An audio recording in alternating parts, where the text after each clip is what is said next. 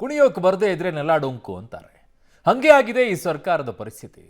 ಇಲ್ಲಿರುವಂಥವರು ಜಾತಿಗಳ ಮಧ್ಯೆ ದಂಗಲ್ ಹಚ್ಚುವಂತ ಜಗಳ ಹಚ್ಚುವಂತ ಕೆಲಸಕ್ಕೆ ಮುಂದಾಗ್ತಾ ಇದ್ರೆ ಕೇಂದ್ರದಲ್ಲಿ ಕೂತಿರುವಂತ ನಾಯಕರು ಇಲ್ಲ ಈ ಸರ್ಕಾರವನ್ನು ಬೀಳಿಸೋಕೆ ಪ್ರಯತ್ನ ನಡೀತಾ ಇದೆ ಅಂತ ಹೇಳ್ತಾರೆ. ಮಾಡ್ತಾ ಇರೋರು ಯಾರು ಹಾಗಿದ್ದಾಗ? ಸೊ ಕಾಂಗ್ರೆಸ್ ಸರ್ಕಾರ ತೆಗೆಯೋಕೆ ಪ್ಲಾನ್ ನಡೆದಿದೆಯಾ? ಸಾಧ್ಯ ಏನ್ರಿ 137 ಸೀಟ್ಗಳನ್ನ? ಮಲ್ಲಿಕಾರ್ಜುನ್ ಖರ್ಗೆ ಅವರು ಈ ಸ್ಫೋಟಕ ಹೇಳಿಕೆಯನ್ನ ಕೊಡ್ತಾರೆ. ರಾಜ್ಯದಲ್ಲಿನ ನಮ್ಮ ಸರ್ಕಾರ ತೆಗೆಯೋಕೆ ಪ್ಲಾನ್ ನಡೆದಿದೆ. ಪ್ರಧಾನಿ ಮೋದಿ, ಅಮಿತ್ ಶಾ ನಮ್ಮ ಸರ್ಕಾರವನ್ನು ಬೀಳಿಸ್ತಾರೆ.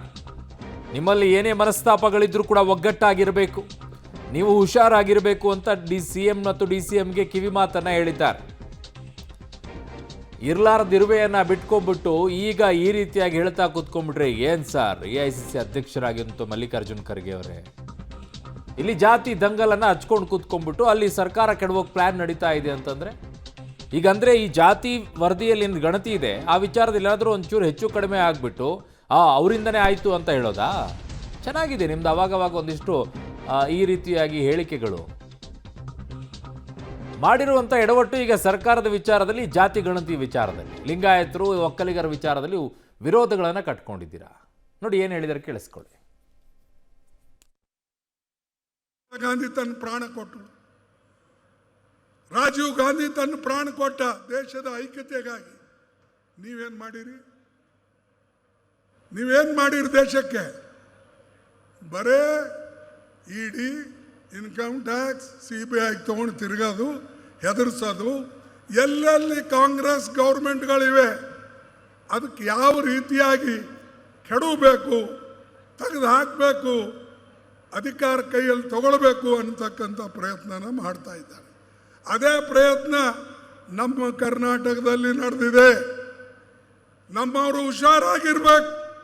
ನಿಮ್ಮಲ್ಲೇನೇ ಭೇದ ಭಾವ ಇರಲಿ, ನೀವು ಒಂದಾಗಿರ್ಬೇಕು. ಇಲ್ಲದ್ರೆ ಈ ಮೋದಿ ಶಾ ಸೇರಿ ಈ ಜನರನ್ನ ನುಂಗುತ್ತಾರೆ, ಬಡ ಜನರನ್ನ ನುಂಗುತ್ತಾರೆ. ಇವ್ರ ರಕ್ಷಣೆಗಾಗಿ ಜನ ನಿಮಗೆ ಅಧಿಕಾರ ಕೊಟ್ಟಿದೆ. ಆ ರಕ್ಷಣೆ ಮಾಡ್ತಕ್ಕಂಥದ್ದು ನಿಮ್ಮ ಕೈಯಲ್ಲಿದೆ. ಇಂದಿರಾ ಗಾಂಧಿ ತನ್ನ ಪ್ರಾಣ ಕೊಟ್ಟರು, ರಾಜೀವ್ ಗಾಂಧಿ ತನ್ನ ಪ್ರಾಣ ಕೊಟ್ಟ ದೇಶದ ಐಕ್ಯತೆಗಾಗಿ. ನೀವೇನು ಮಾಡಿರಿ ದೇಶಕ್ಕೆ? ಬರೇ ಇಡಿ, ಇನ್ಕಮ್ ಟ್ಯಾಕ್ಸ್, CBI ತೊಗೊಂಡು ತಿರುಗೋದು, ಹೆದರ್ಸೋದು. ಎಲ್ಲೆಲ್ಲಿ ಕಾಂಗ್ರೆಸ್ ಗೌರ್ಮೆಂಟ್ಗಳಿವೆ ಅದಕ್ಕೆ ಯಾವ ರೀತಿಯಾಗಿ ಕೆಡವಬೇಕು, ತೆಗೆದು ಹಾಕಬೇಕು, ಅಧಿಕಾರ ಕೈಯಲ್ಲಿ ತಗೊಳ್ಬೇಕು ಅಂತಕ್ಕಂಥ ಪ್ರಯತ್ನನ ಮಾಡ್ತಾ ಇದ್ದಾರೆ. ಅದೇ ಪ್ರಯತ್ನ ನಮ್ಮ ಕರ್ನಾಟಕದಲ್ಲಿ ನಡೆದಿದೆ.